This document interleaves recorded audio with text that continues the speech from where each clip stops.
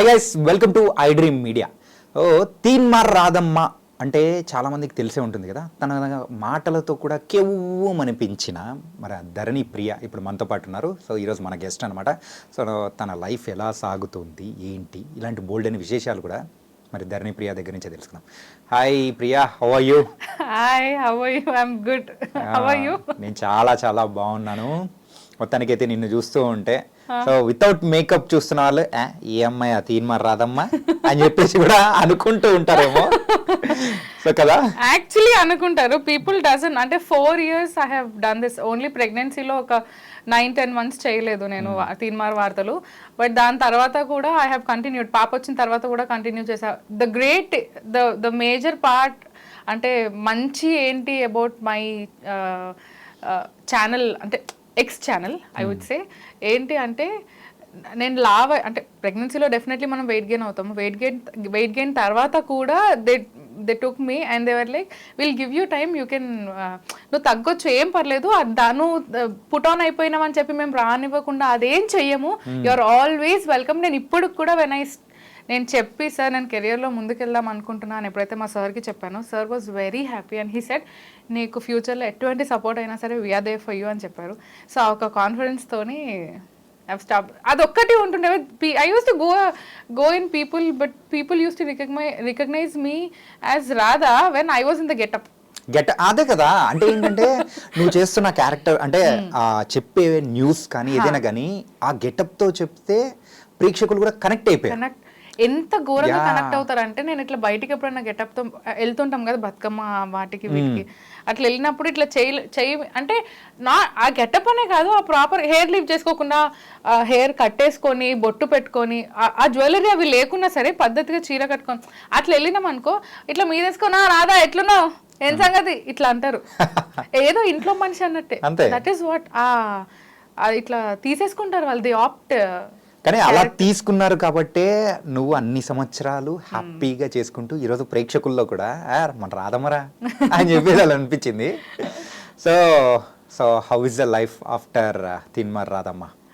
How is the life after Teenmaar Radha? Somewhere I regret why I left. వదిలిపెట్టచ్చు అని బాధ అనిపించిందా? బాధ కాదు, తప్పు చేశానేమో వదిలేసి అనిపించింది.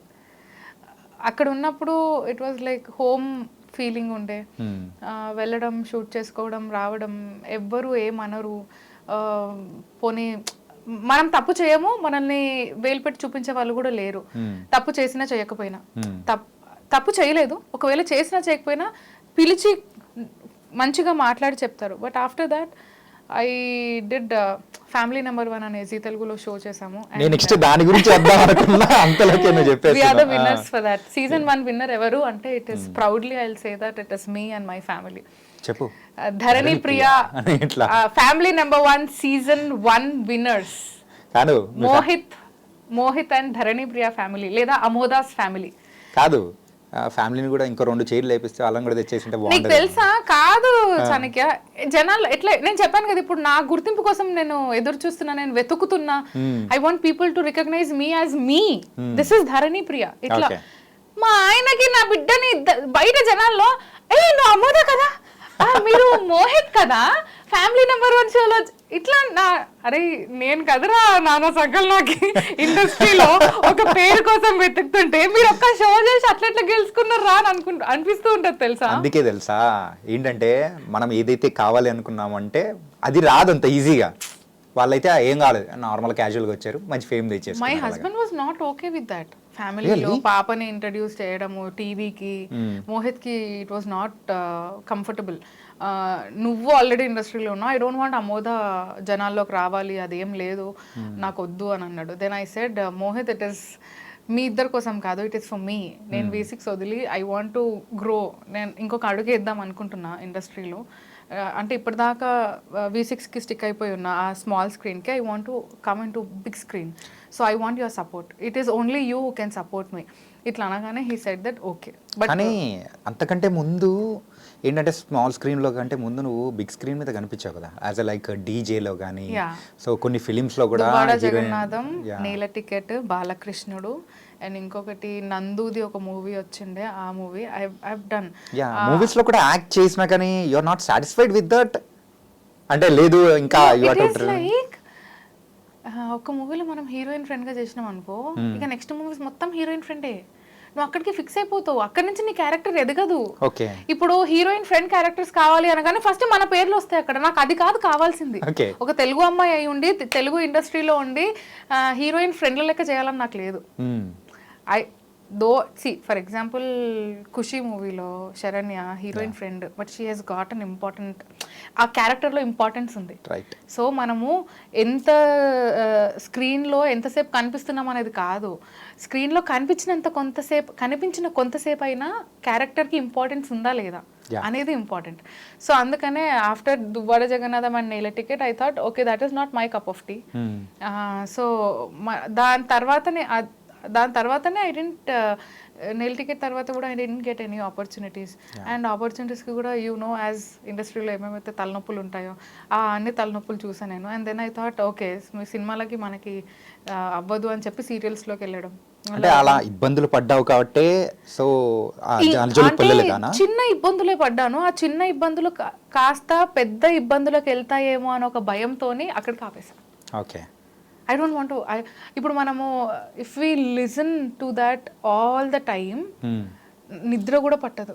నిద్రలో కూడా మనకు అదే ఉంటుంది, ఇండస్ట్రీ అంటే ఇదేనా కాదు. Industry has 2 faces. ఒక కాయిన్కి 2 ఫేసెస్ ఎలా అయితే ఉంటాయో ఇండస్ట్రీలో కూడా 2 ఉంటాయి. నేను ఇప్పుడు స్మాల్ స్క్రీన్లో నాకు చెప్పాను కదా, V6 ఇస్ లైక్ నా ఇల్లు అన్నట్టు నాకు ఉంటుండే. ఎట్లుంటుండే అంటే అత్తగారింటి నుంచి మెట్టినింటికి వచ్చిన పుట్టింటికి వచ్చిన ఫీలింగ్లో ఉంటుండే నేను. షూట్ అనగానే 4 o'clock ఈవినింగ్ 5కి షూట్ ఉంటుంటే I used to go by 4. ఇంట్లోనే మేకప్, ఇంట్లోనే హెయిర్ నేను నేర్చేసుకున్నా. మొత్తం ఇంట్లోనే ప్రిపేర్ అయిపోయి కరోనా టైంలో it was very tough. Only media worked at that time కదా. సో ఆ టైంలో రోడ్లన్నీ ఖాళీ ఉంటుండే. సార్ నేను ఈ టైం కల్లా వస్తానని చెప్పి ఇంట్లోనే మేకప్, చీరలు, హెయిర్, మెటీరియల్ కావాల్సిందంతా తీసేసుకున్నా. ఇంట్లోనే రెడీ అయిపోయి ఇట్లా రాధా గెటప్లో ఇట్లా వచ్చి దిగుతుండే నేను ఇక్కడ. అంతే కార్ దిగిన అంటే డైరెక్ట్ స్టూడియోకి వెళ్ళిపోవడం, స్క్రిప్ట్ రెడీ ఉందంటే షూట్ చేసేయడం, కిందికి రావడం, మళ్ళీ గెటప్లోనే ఇంటికి పోవడం, ఇంట్లోనే మేకప్ తీయడం. That was my daily routine. I have learned how to do the hair and all. Corona time it was very tough for us. So అట్లాంటి టైంలో అది అలవాటు అయిపోయింది. బేఫికర్ వెళ్ళడం, షూట్ చేసుకోవడం, వచ్చేయడం, బిందాస్ లైఫ్ ఉంటుండే. కానీ ఇప్పుడు ఏంటంటే నెక్స్ట్ ఏంటి ఈ గోల్ ఏంటి ఖచ్చితంగా ఉంటుంది. ఏంటంటే మనం ఇండస్ట్రీలో ఉన్నాం కాబట్టి సో ఎప్పుడైనా కానీ ఒక ఆకలితోనే ఉండాలి. సో నెక్స్ట్ ఏంటి అనేది ఉంటేనే మనము సర్వైవ్ అవ్వగలుగుతాం. నెక్స్ట్ ఏంటి. అండ్ మన స్టోరీలో నార్మల్గా ఫ్యామిలీ షో తర్వాత సో